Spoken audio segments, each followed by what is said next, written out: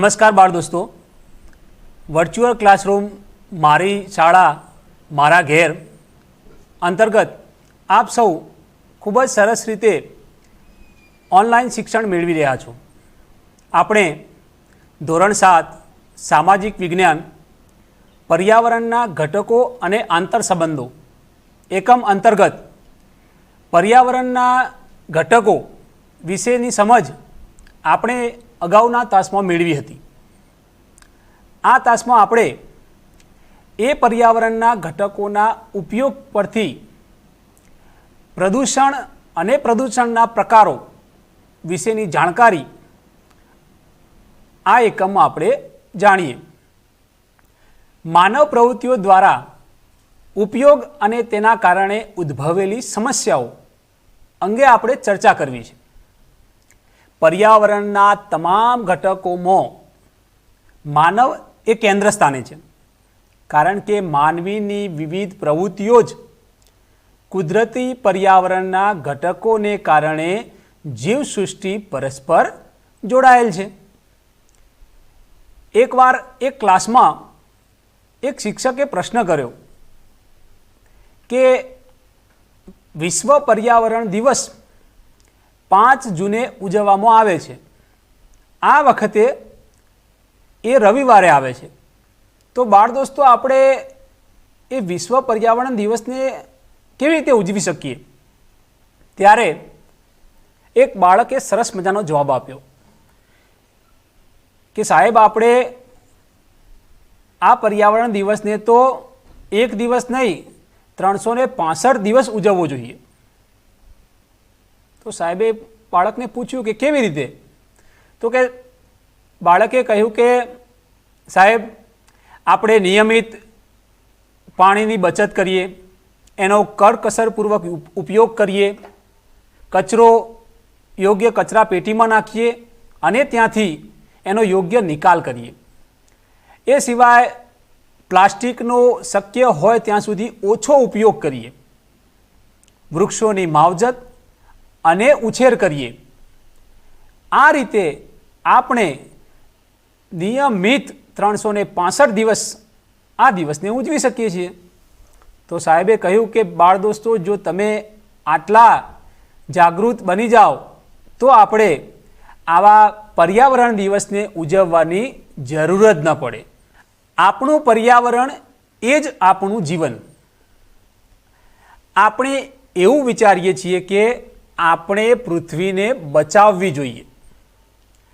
આ વિચારવા લાયક પ્રશ્ન છે, કારણ કે પૃથ્વીનું અસ્તિત્વ આપણે કારણે નથી, પરંતુ આપણું અસ્તિત્વ પૃથ્વીના કારણે છે. કોઈ પણ દેશના વિકાસના આંકડા પરથી એ દેશનું જીવન ધોરણ સુધરેલું કહેવાય એ ખરી રીતે ભૂલ ભરેલું છે. આપણે સારી રીતે જીવી શકીએ જ્યારે પર્યાવરણ હર્યું ભર્યું અને સુંદર હશે, જ્યારે હવા, પાણી અને જમીન શુદ્ધ હશે, ત્યારે જ આપણે આપણું જીવન ધોરણ સુધરેલું ગણી શકીએ છીએ. અને આ વિચારને દરેક મનુષ્ય, દરેક નાગરિક અને દરેક બાળકના મનમાં રાખવો જ પડશે. આપણે એ જાણવું જ રહ્યું કે માનવીની સાથે દરેક સજીવ માટે આપણે જાગૃતતા કેળવવી છે. આપણે એ વસ્તુ પર જાગૃત થવું પડશે જે જીવિત છે, જેમ કે વૃક્ષો, પશુ પક્ષીઓ, જંગલ સંપત્તિ, પ્રાણી જગત. આમ દરેક સજીવ પ્રત્યે આપણી સંવેદના દાખવવી જ પડશે. અને આ તમામ સજીવોનું ઘટનાચક્ર જ આપણને તંદુરસ્ત પર્યાવરણ આપી શકશે. માનવીય ફરજ પ્રત્યે સભાનતા.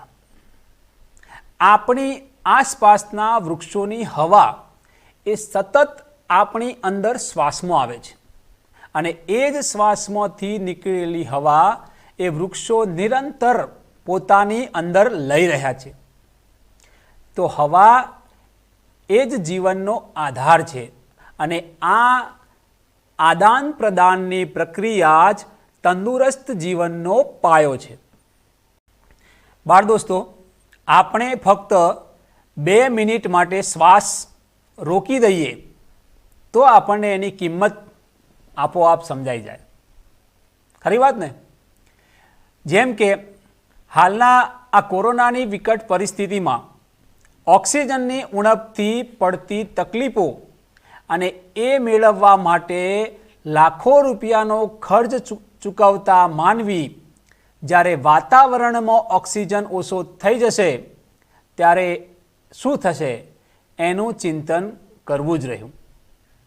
આપણે આપણા પર્યાવરણને કેવી રીતે સાચવીએ એના પર જ આપણા જીવનની ગુણવત્તા રહેલી છે. જન જનનો બનશે એક જ વિચાર, પર્યાવરણ વિના નથી કોઈનો વિકાસ. હવે આપણે પ્રદૂષણ શું, પ્રદૂષણ એટલે શું? મહાત્મા ગાંધીજીએ કહ્યું છે કે માનવીય ગતિવિધિઓથી કુદરતી પર્યાવરણ દૂષિત થવાની ક્રિયાને પ્રદૂષણ કહેવાય છે. પર્યાવરણને દૂષિત થતા ઘટકોને, પર્યાવરણને દૂષિત કરતા ઘટકોને પ્રદૂષક કહે છે. માનવીના અમર્યાદિત અને અવિવેકપૂર્ણ ઉપયોગના કારણે પર્યાવરણમાં પ્રદૂષણના પ્રશ્નો ઉદ્ભવ્યા છે. માનવી એ વિકાસની તીવ્ર ઝંખના, ઔદ્યોગિકરણ અને યાંત્રિકીકરણના કારણે જ પર્યાવરણ પ્રદૂષણ ફેલાણું છે. આ વિવિધ પ્રદૂષણો વિશે, એમાં ઉદ્ભવેલી સમસ્યાઓ અને આ સમસ્યાઓને દૂર કરવાના ઉપાયો વિશેની માહિતી આજે આ પ્રકરણમાં આપણે શીખીશું. પહેલું પ્રદૂષણ એટલે ભૂમિ પ્રદૂષણ. જમીનની ગુણવત્તા અને તેના પોષક ઘટકોમાં થતા ફેરફારને ભૂમિ પ્રદૂષણ કહે છે. ભૂમિ પ્રદૂષણ કેવી રીતે ફેલાય છે?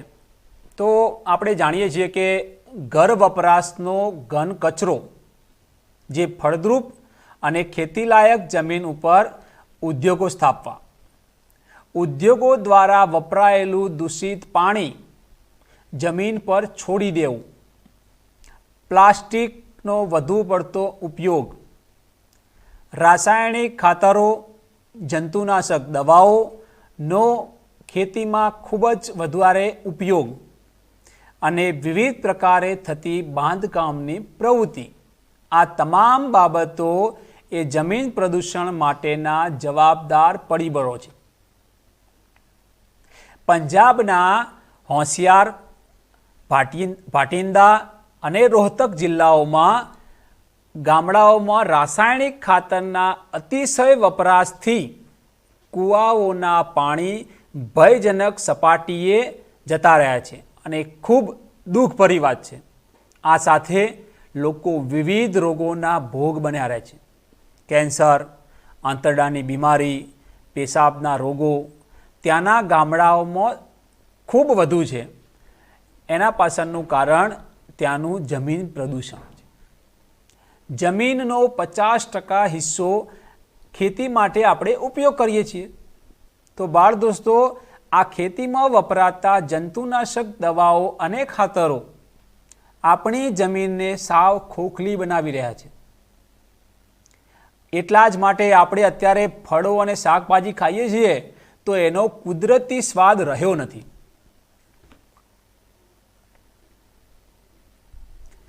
ભૂમિ પ્રદૂષણ રોકવાના ઉપાયો. ભૂમિ પ્રદૂષણ રોકવા માટે જંતુનાશક દવાઓ અને રાસાયણિક ખાતરના બદલે જૈવિક અને દેશી ખાતર, જેને આપણે લીલો પડવાશ કહીએ છીએ, એનો ઉપયોગ વધારવો પડશે. જંતુનાશક દવાઓનો મર્યાદિત ઉપયોગ કરવો પડશે.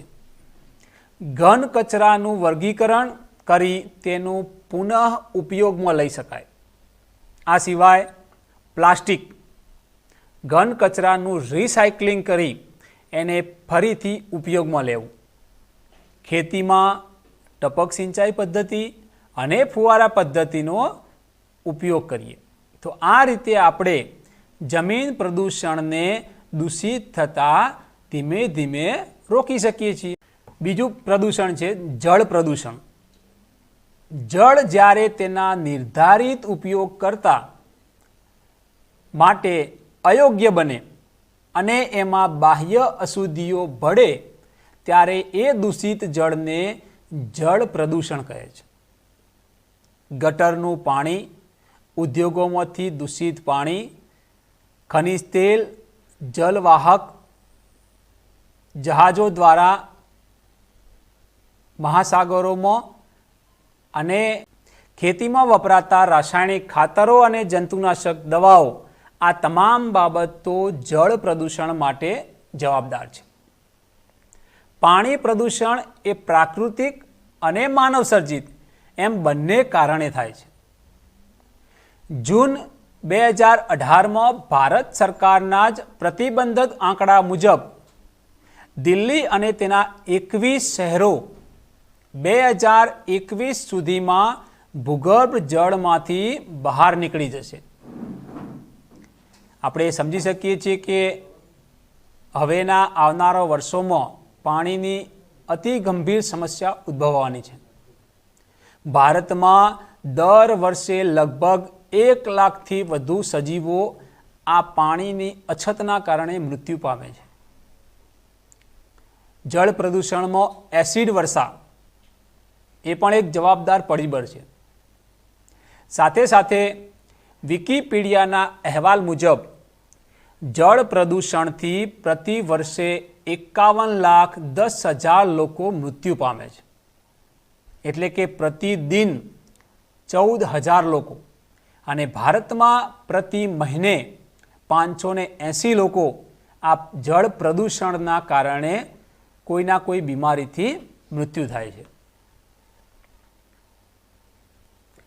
જળ પ્રદૂષણ માટે સૌથી વધુ પ્રદૂષિત કરતો દેશ ચીન છે.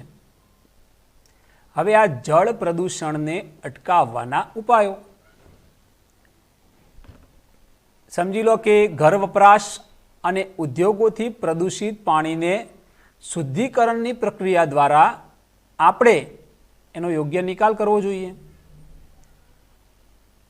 શુદ્ધિકરણ પ્રક્રિયા કર્યા પછી ગંદા પાણીના નિકાલ માટેના કડક સરકાર દ્વારા નિયમો બનાવવા જોઈએ અને પાણીને પ્રદૂષિત કરતા પદાર્થોના વપરાશ પર પણ અંકુશ લાવવો જોઈએ.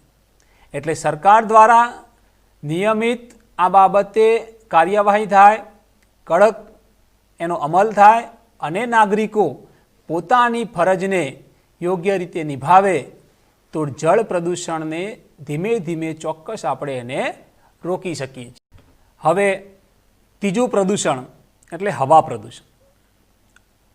તો હવા પ્રદૂષણ એ ઉદ્યોગો, મિલો, કારખાના, તાપ વિદ્યુત મથકો વગેરે દ્વારા છોડવામાં આવતા ગેસ કે ધુમાડા જે વાતાવરણમાં ભળે છે તેને હવાનું પ્રદૂષણ કહે છે.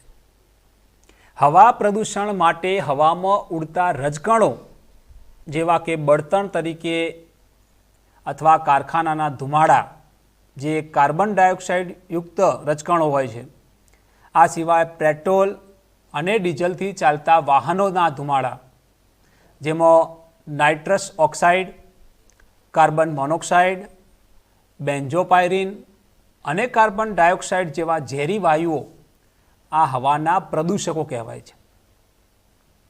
ખનન અને બાંધકામની પ્રવૃત્તિથી પણ પ્રદૂષકો હવામાનમાં ઉમેરાય છે. ખેતીનો ઘન કચરો બાળવાથી પણ હવા પ્રદૂષણ થાય છે. સૌથી વધારે હવા પ્રદૂષણ એ મોબાઈલ અને ગાડીઓથી વધારે થાય છે. પૃથ્વીનું તાપમાન ધીમે ધીમે વધી રહ્યું છે. પૃથ્વી ગરમ થતી જાય છે.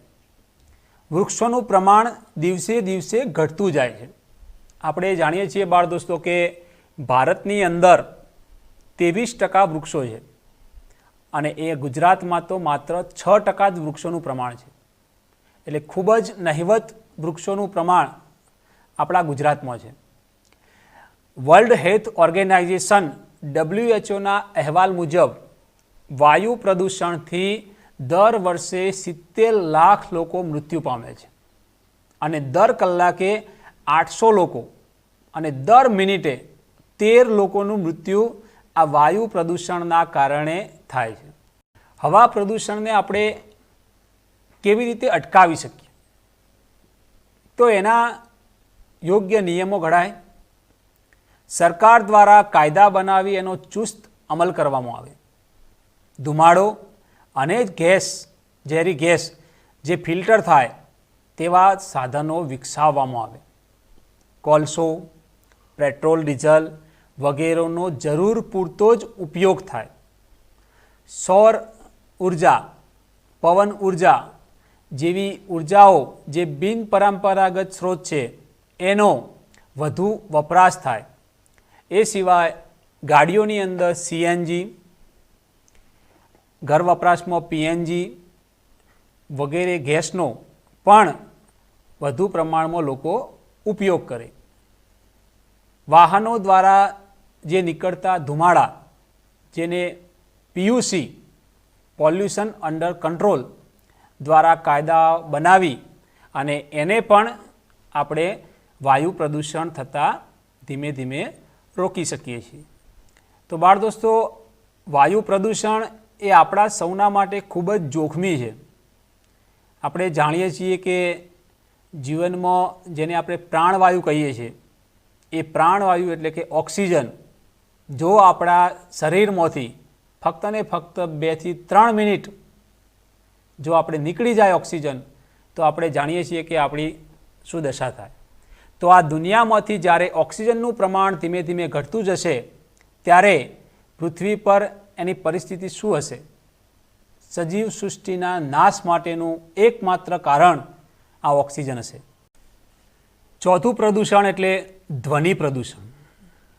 આ પ્રદૂષણ એ આપણને અમુક રીતે દેખાતું નથી, પરંતુ એનું નુકસાન ચોક્કસ થાય છે. જેમ કે બિનજરૂરી વધુ પડતો અવાજ એ ઘોંઘાટ કહેવાય છે અને આ ઘોંઘાટને આપણે ધ્વનિ પ્રદૂષણ તરીકે ઓળખીએ છીએ. કારખાનાઓમાં ચાલતા યંત્રો, વાહનોના કર્કશ અવાજ, હોર્નનો અવાજ, સિનેમાઘર અને ટીવીનો વધુ પડતો અવાજ એ ધ્વનિ પ્રદૂષણ કરે છે.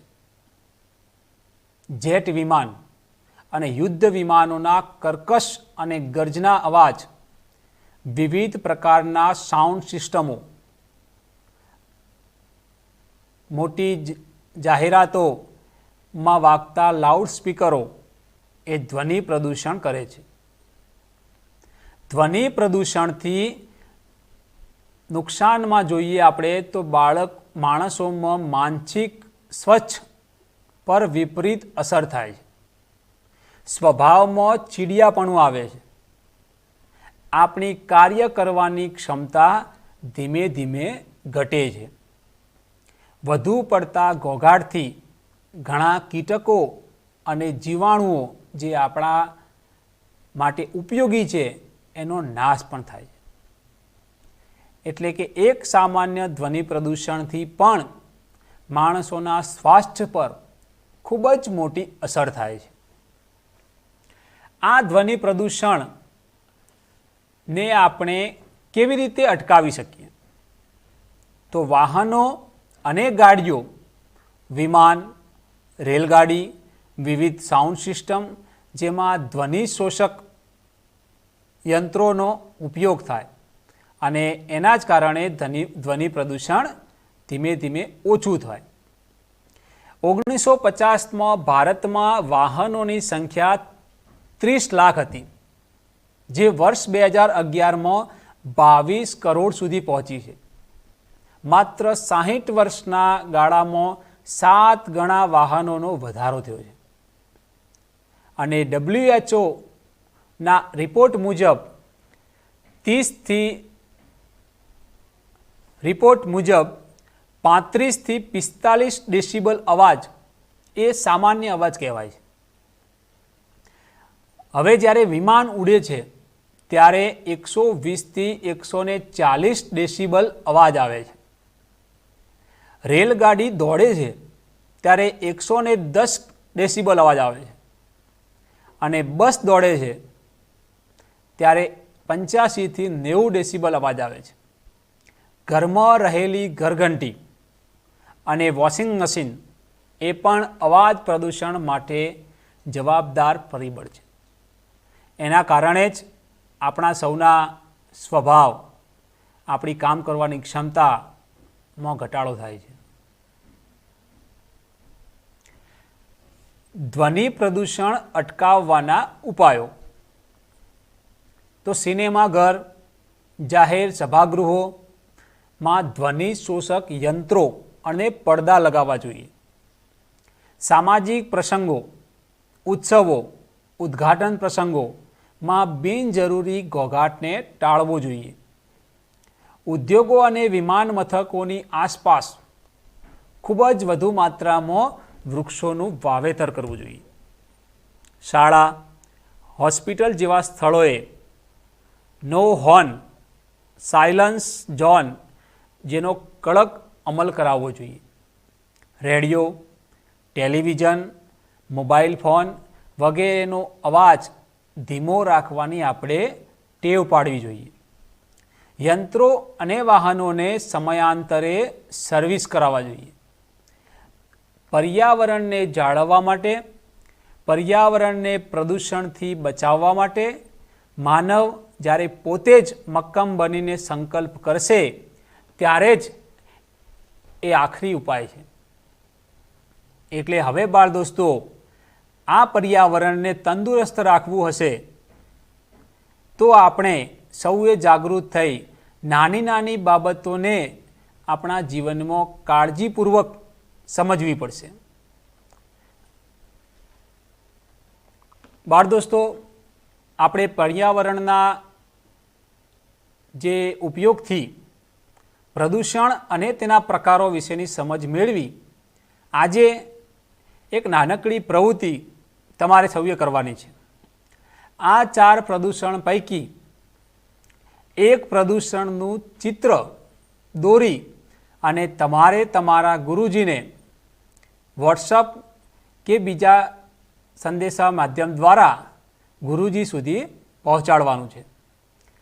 અને દરેક બાળક એક સંકલ્પ લે કે જ્યારે એનો જન્મદિવસ આવે ત્યારે પોતે પોતાની આસપાસ કે પોતાના સ્કૂલમાં કે પોતાના ઘરની આસપાસ એક વૃક્ષ ચોક્કસ વાવે. શાળામાં પર્યાવરણ મિત્ર બનાવી દર વર્ષે વૃક્ષારોપણ કરીએ, વૃક્ષો બચાવીએ અને વૃક્ષોની માવજત કરીએ, કારણ કે આ મુખ્ય આધાર એ વૃક્ષો છે. નમસ્કાર, જય હિન્દ.